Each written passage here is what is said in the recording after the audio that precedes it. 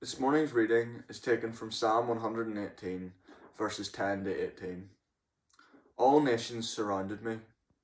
In the name of the Lord, I cut them off.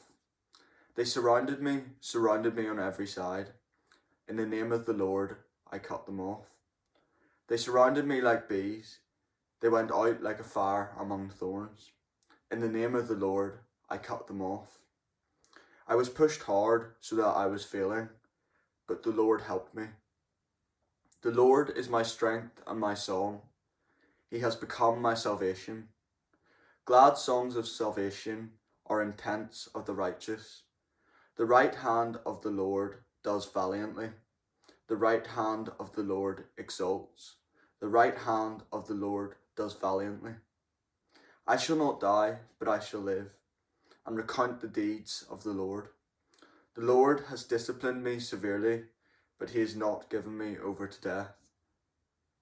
Here ends this morning's reading. Good morning. Welcome to Assembly. This morning I'm not in school. I'm standing outside Port Stewart Strand, and one of my favourite places in the world, certainly. I love running to the end of the beach and back again, or walking to the end of the beach and back again. But my question to you this morning is, do you like going to the gym? The gym in schools become very popular with Mr. Fullerton and all of the wisdom that he imparts and the fun that he imparts through going to the gym. Gym is a word that comes from Greek, gymnasto or gymnasto, which means to subject yourself to discipline, to put yourself under a regiment of discipline through stress and strain. It'll bring change to your body. So as I go to the end of the beach and back, I'm doing the same thing as going to the gym. I'm putting my body under stress and strain, and as I do so, I hope to bring change, that I'm fitter and more active.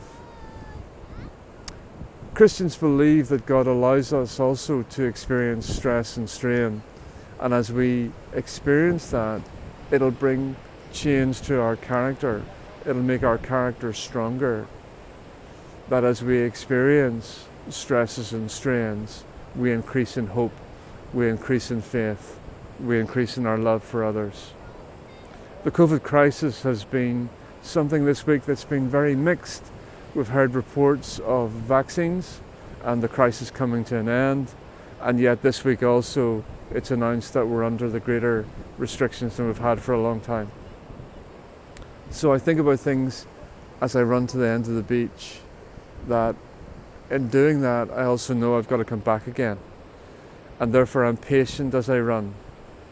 I'm patient and careful to live in the moment, to consider the beauty that's around, to consider the good things that are around, and know that the time of discipline, the time of subjecting my body to that will end, and as it ends, change will have occurred. We have to be patient. I hope you can be patient, just as I'm trying to be. Let's bow our heads and pray. Father God, we ask for your grace, that you would help us to live in patience as we pass through this time. Give us hope for the future, hope that this time will end, and that you would keep those that we love safe as we journey through this time together. In Christ's name we pray. Amen.